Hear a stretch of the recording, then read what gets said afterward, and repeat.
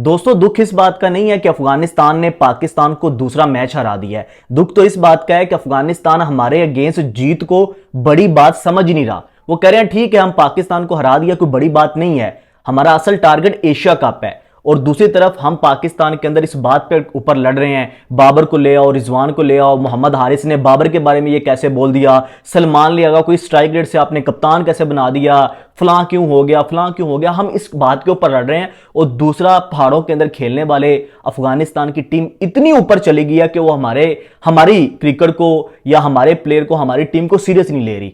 और हम जो है वो स्पिन के अगेंस्ट फंस रहे हैं, हमारी फास्ट बॉलिंग जो है वो स्ट्रगल कर रही है, हमारे बैटर से स्पिन नहीं खेला जा रहा, हम हर चीज के ऊपर स्ट्रगल कर रहे हैं। चाहे आप एशिया कप है, टेस्ट की बात कर लें, ओडीआई, T20, हर चीज के अंदर स्ट्रगल कर रहे हैं। तो मतलब कहीं ना कहीं तो कोई प्रॉब्लम है जिसके ऊपर हमने या तो आंखें बंद की हुई हैं या हम उस रियलिटी को तस्लीम ही नहीं कर रहे। इस बात के ऊपर आता हूं मैं कि हारिस क्या कर रहे हैं या फखर जमान क्या कर रहे हैं, या उनका नंबर का मसला है, या उनकी परफॉर्मेंस खराब है, या पाकिस्तान बॉलिंग का मसला है, ये एक अलग डिबेट है, इसके ऊपर बात करनी चाहिए। लेकिन सबसे इंपॉर्टेंट आप एक चीज को देखें कि अफगानिस्तान ने किस तरह से बगैर किसी फैसिलिटीज के वो अपने पैशन से इतना आगे निकल गए। हम ये बात कर सकते हैं कि फलां प्लेयर को मौके नहीं मिले, फलां को ये नहीं हुआ, फलां को वो नहीं हुआ, लेकिन उन सब चीजों के बदौलत अफगानिस्तान की टीम कितना आगे निकल गई है और हमारी टीम आज कहां पे खड़ी हुई है।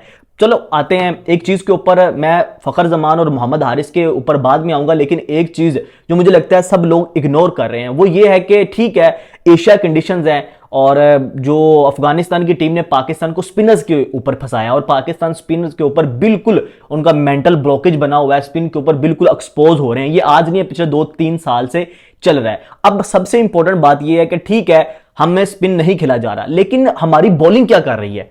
आप एक चीज देखें, T20 वर्ल्ड कप के अंदर यूएसए के अगेंस्ट हमारी बॉलिंग ने क्या किया, इंडिया के अगेंस्ट हमारे 42-18 बॉल के ऊपर डिफेंड नहीं हुए। हमारे जो सबसे प्रीमियम फास्ट बॉलर हैं यानी हारिस रऊफ और शाहीन शाह अफरीदी, ये पिछले 5 साल से खेल रहे हैं और इनकी आप परफॉर्मेंस उठा के देखें, किस दिन दोनों ने मिलकर सिंगल हैंडली पाकिस्तान को मैच जिताया है। इस बात के ऊपर कोई बात नहीं करेगा, इसके ऊपर कोई डिबेट नहीं करेगा। हाँ, बाबर के ऊपर सारे आ जाएंगे, मोहम्मद रिजवान को लताड़ने सारे आ जाएंगे, सलमान लियागा के ऊपर बात करने के लिए सारे आ जाएंगे, पाकिस्तान जब बुरी बैटिंग करेगा सब आके बात करेंगे, लेकिन इस चीज के ऊपर कौन आवाज उठाएगा। हाँ, पाकिस्तान बॉलिंग के अंदर बहुत ज्यादा प्रॉब्लम्स, पाकिस्तान बॉलिंग को खिलाने के अंदर, कॉम्बिनेशन के अंदर बहुत ज्यादा जो है वो तब्दीलियां कर रहा है या बहुत ज्यादा गलतियां कर रहा है, लेकिन हमारी बॉलिंग तो जो शाहीन शाह अफरीदी और हारिस रऊफ के गिर्द घूमती है ना, जैसे हमारी बैटिंग लाइनअप बाबर और रिजवान के गिर्द घूमती थी, हमने जो है वो उन दोनों को फारिग करवा दिया और नई टीम लेके आ गए। लेकिन अब चूंकि हमारी बॉलिंग भी हमें हर मैच के अंदर हरवा रही है, हर जगह हर क्रूशल मूवमेंट के ऊपर आके ये बिल्कुल एक्सपोज हो जाते हैं, इनकी 12-14 की इकोनॉमी है, तो अब क्या हम इन दोनों को बाहर नहीं कर सकते। मतलब इन लोगों ने ऐसा क्या तीर मारा है कि अभी तक शाहीन शाह अफरीदी भी और हारिस रऊफ भी हर इवेंट के अंदर, हर टूर्नामेंट के अंदर, हर सीरीज के अंदर इनकी सिलेक्शन पक्की है, इनके अलावा कोई तब्दील हो सकता है या वो बाहर बैठ सकता है, ये दोनों बाहर नहीं बैठ सकते। ये सबसे बड़ा एक सवाल है। आप उठा के देख लें कितने मैचेस हो गए हैं, कोई एक मैच मुझे निकाल के दिखाएं इन दोनों ने जो है वो सिंगल हैंडली मैच जिताया हो। हाँ, हारिस रऊफ की ऑस्ट्रेलिया के अंदर परफॉर्मेंस है वो हम सब जानते हैं, वहां पे ये जो है वो एक्स्ट्रा ऑर्डिनरी परफॉर्म करता है, लेकिन उसके बाद बस एक ही चीज, ये चीज सबसे बड़ा इशू है पाकिस्तान का। और दूसरी तरफ हम आते हैं अगर फखर जमान के ऊपर, फखर जमान नो डाउट उनको पाकिस्तान का एक बड़ा मैच विनर समझा जाता है, मतलब एक हार्ड हिटर बल्लेबाज समझा जाता है। दुनिया की दूसरी टीमें फखर जमान को खतरनाक बैटर समझती हैं, लेकिन इस टाइम फखर जमान बिल्कुल एक्सपोज हो रहे हैं, बार बार हर मैच के अंदर वो आउट हो रहे हैं। लेकिन उसकी सबसे बड़ी वजह यह है कि हम प्लेयर के साथ ज्यादती भी करते हैं। क्या हमने फखर जमान के साथ ज्यादती नहीं की? कभी हम उसको ओपनर खिला रहे हैं, कभी हम उसको 3 नंबर पे खिला रहे हैं, कभी 4 पे खिला रहे हैं, कभी 5 पे खेल रहा है, कभी 7 नंबर पे खेल रहा है। तो आप ये चीज देखें कि हमारी टीम का रोल ही डिफाइंड नहीं है कि किस प्लेयर को हमने किस रोल के अंदर रखना है। इस सीरीज के अंदर फखर जमान नंबर 4 पे खेल रहे हैं, अगली सीरीज के अंदर नंबर 7 पे खेलेंगे। इरफान खान नजीर नंबर 7 पे खेल रहे थे, इस सीरीज के अंदर जो है वो मोहम्मद हारिस नंबर 7 पे खेल रहे हैं। अब इससे 3-4 मैचेस पहले चले जाए, मोहम्मद हारिस नंबर 3 पे खेल रहे थे, ठीक है, फिर नंबर 4 पे खेले। मतलब ये क्या चल रहा है? हमें, हमारे कप्तान को, हमारी टीम मैनेजमेंट को पता ही नहीं है कि हमने टीम कॉम्बिनेशन कैसे बनाना है। ये हमने पहले दिन से बात की थी कि पाकिस्तान का जो एक नंबर के ऊपर हमने 4 ओपनर रखे हुए हैं, पाकिस्तान टीम के अंदर इस वक्त 5 ओपनर खेल रहे हैं, तो बात की थी कि इसका पाकिस्तान को डिसएडवांटेज होगा और वो डेफिनेटली हो रहा है। अब हमें समझ नहीं आ रही कि हम हारिस रऊफ को मोहम्मद हारिस को कहां पे खिलाएं, हमें समझ नहीं आ रही कि हम फखर जमान से रन्स कैसे लें, हम जो अपना सर्कल है उसमें मोहम्मद हारिस को यूटिलाइज करें या उसमें साइम अयूब और साहब अफरान को यूटिलाइज करें, हमें बिल्कुल समझ नहीं आ रही। मोहम्मद हारिस पाकिस्तान का एक यंग टैलेंट है, उसके परफॉर्म नहीं हो रहा, हमें सपोर्ट करना चाहिए। ठीक है, यंग टीम है, हार की कोई बात नहीं है, इसको सपोर्ट करना चाहिए। लेकिन जो गलतियां हैं जिसके ऊपर हमने आंखें बंद की हुई हैं, जिसके ऊपर हम आज भी हारे हैं और आगे जाके क्रूशल मैच भी हारेंगे, या उसके अंदर भी पाकिस्तान को मुश्किल का सामना करना पड़ सकता है, तो वो अभी से हम आइडेंटिफाई करके उनको ठीक क्यों नहीं कर लेते। अब सुफियान मुकीम खेल रहे हैं, हम उसको मौका दिया, अब देख लीजिएगा एक आधे मैच के बाद सुफियान मुकीम को बाहर बिठा के हम अबरार को ले आएंगे। जब अफगानिस्तान के स्पिनर्स 4 खेल रहे हैं तो हम क्यों नहीं 2 स्पिनर्स को खिला सकते। अभी इंडिया की टीम आएगी, वो 2 स्पिनर खिलाएगी, हम क्यों नहीं खिला सकते। मुझे इस चीज की समझ नहीं आती, हम पूरा का पूरा डिपेंड शहीन शाह अफरीदी और हारिस रऊफ के ऊपर क्यों करते हैं। क्या हारिस रऊफ और शहीन शाह अफरीदी में से कोई एक बंदा बाहर नहीं बैठ सकता? क्या इन दोनों का खेलना लाजमी है?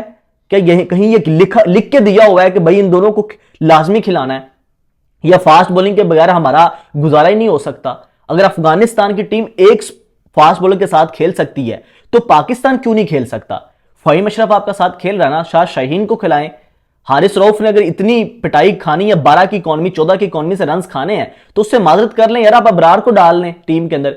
एक तो जहां पे दुनिया की दूसरी टीमों ने 4 स्पिनर्स अपनी टीम के अंदर रखे हैं, हमने वैसे ही जो है वो चुग्गे के अंदर 2 रखे हैं, और वो 2 रखे हैं उसमें से भी हम 1 खिला रहे हैं। तो आप कहीं ना कहीं मान लें कि जो कंडीशंस डिमांड करती हैं, जो दुनिया की दूसरी टीमें जिस स्ट्रेटजी के साथ आती हैं, पाकिस्तान उससे ऑपोजिट जाता है और फिर रिजल्ट्स भी वैसे ही आते हैं। तो कहने की मुराद यह है कि एक तो पाकिस्तान की प्लेइंग 11 के अंदर 2-3 इश्यूज हैं जिनको ठीक करने की जरूरत है बिफोर एशिया कप, बिफोर 14 सितंबर के मैच से पहले पहले हमें वो ठीक करना है।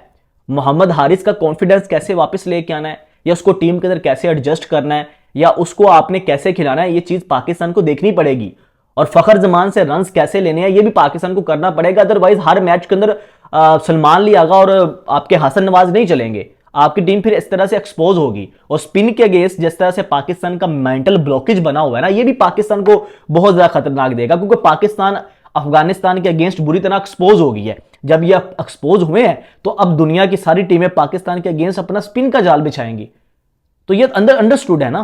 तो अब जो है वो हमें क्या करना है, कंडीशंस के हिसाब से सिर्फ टुल्लेबाजी नहीं करनी, हमें आगे यहां पे जो है वो मैच को इनिंग्स को लंबा लेके जाना है, मैच को फिनिश करके आना है ना। जिस तरह इब्राहिम जादरान और सदीकुल्लाह अतल खेले हैं, उन्होंने जो है वो सिंगल डबल्स के साथ लगे रहे, जहां पे बुरी बॉल मिलती रही वहां पे बाउंड्री भी की, और एंड पे आगे जो है वो अच्छे स्ट्राइक रेट के साथ खेले और उन्होंने जो है वो अच्छा टोटल बोर्ड के ऊपर लगा लिया था।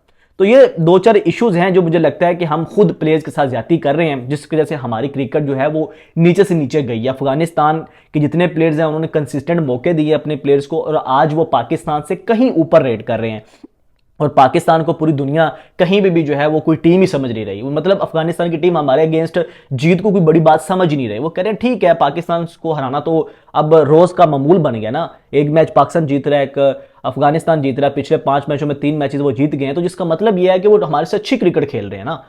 तो वहां पे हम ही अपने अपने आपस के रोलों में नहीं कर रहे, बाबर रिजवान से नहीं निकल रहे, हम जो है वो हारिस रऊफ से नहीं निकल रहे, शहीन शाह अफरीदी से नहीं निकल रहे, इन चीज़ों से नहीं निकल रहे, एक दूसरे के ऊपर ब्लेम डालने पे, किसको कप्तानी दे दी, फलां को ये कर दिया। तो आपको मानना पड़ेगा कि हमारे अपने इश्यूज हैं, अपने पाँव के ऊपर हमने खुद कुल्हाड़ी मारी है अपने इश्यूज के अंदर। जहां पे हमने क्रिकेट बेहतर करनी थी वो नहीं की, हम अपने रोलों में पड़े रहे और दुनिया आगे निकल गई और हम आज यहाँ पे खड़े हैं। दोस्तों इस पे आप लोगों की क्या राय है कमेंट सेक्शन में जरूर बताइएगा। शेयरवाज हमको इजाजत दीजिए, अल्लाह हाफिज़।